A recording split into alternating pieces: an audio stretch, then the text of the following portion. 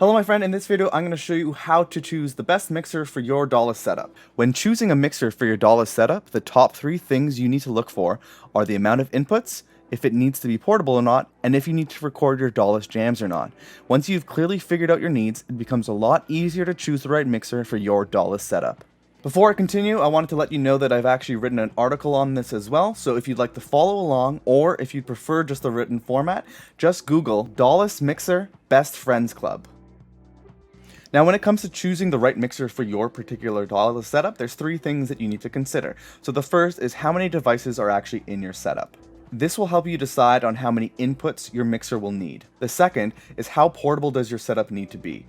This will help you find a mixer that is ideal for studio sessions, live sessions, or even both. And finally, the third thing is, do you actually need to record these DAWless jams? This will allow you to find a mixer that has a solution built in that you could actually record, or if you don't need this, you can just keep your costs down.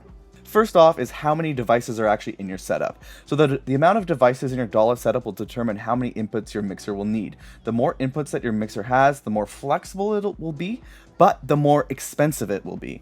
Keep in mind that your DAWless devices may be stereo or mono. If they're stereo, they'll require 2 inputs, and if they're mono, they will only require 1. Also remember that you should take an effort to future-proof your setup. Basically what this means is even if you only have 2 devices now, you know how things get in the world of music and gear and gas and all that kind of stuff. Your setup will most likely grow over time, and it might be a little bit more beneficial for you to get something that's a little bit larger now, so that you're not purchasing a smaller mixer and then a medium-sized mixer and then a large mixer. You're just getting what will suit you for the next little while. Next is to answer the question of how portable you need this to be.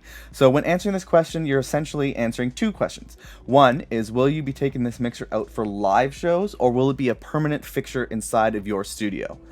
The second is, what physical space do you actually have available in your DAWless setup? The benefits of a portable mixer is that they take up less space and that they're easier to carry around. However, there are 2 potential downsides when it comes to mixers that are portable. Portable mixers can be a bit more expensive. Cramming everything into a smaller box basically can be more expensive to manufacture and produce. And the second thing is that portable mixers can have less features. So companies may sacrifice quality or features to keep the cost down. However way you decide to set up your DAWless setup, make sure you consider if it's going to be for live or studio use, and make sure you take a good look around and make sure you actually have space on your table or whatever it may be. A simple but obvious method is to actually look at the tech specs of these products on Amazon or whatever it might be, and just use a measuring tape to measure out if you have enough space. Obvious, but I figured I'd throw that in there. And lastly, the third question is, do you actually need to record your DAWless jams? So this is the last big question, and when it comes to recording your DAWless jams, there's 2 options that are available to you. One is multi-track recording, which is having all of your inputs individually have their own audio file. This comes in handy if you want to be mixing this later and maybe adapt it into a little bit more of a polished recording. And the second is having a single track recording, which is just one stereo output of your jam on one audio file. This is a lot more common and it's a lot easier to do and less expensive. However, what you sacrifice is the flexibility of being able to actually individually mix all of the elements of your DAWless jam. Now, with those 3 main things out of the way, there's one extra component that I want to mention, which is pretty obvious. It's the price and budget of your DAWless mixer. So when it comes down to the budget, it really is up to you, and it depends on what your personal situation is and what you're comfortable with spending. With that said, the range in which you can expect to spend on a mixer is anywhere between $50 and $500. The price will mainly depend on the amount of inputs and features that the mixer has.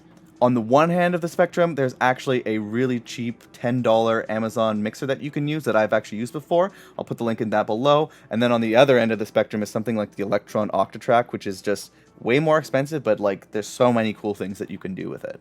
So how do you actually pick a budget?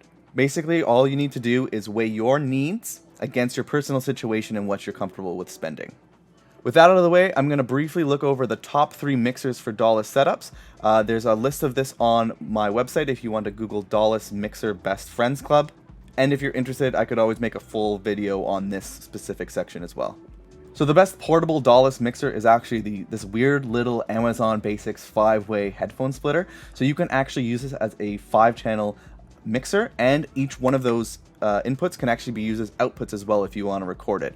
The pros of this is it's incredibly cheap. There's 5 inputs in it, and each one could be used as an output, and you don't need power at all. Obviously, there's a lot of limitations with this thing, but I mean, for $5-10, you can actually go pretty far with this thing. The best all-around DAWless mixer, I would say, is the Yamaha MG06X. It's actually what I use here in my studio right now. Basically, it has a good combination of inputs and outputs, and it has a little bit of onboard effects as well, and the price is very reasonable. And finally, what I think is the best DAWless mixer with multi-track recording looks to be the Zoom Live Track L8. I say this because I don't actually own it. This is something I've just been researching a lot, and like it's what I want to purchase when the time comes for me. But with that said, from what I've researched quite a bit with it, this looks like a good option if you want to do a multi-track. And there it is. I hope that this has helped you choose a mixer for your DAWless setup. There are quite a few things to consider, so hopefully this guide has helped you out a little bit. Like and subscribe if you liked this content and you want to see more of it. And other than that, thank you so much. Have a great day, my friend.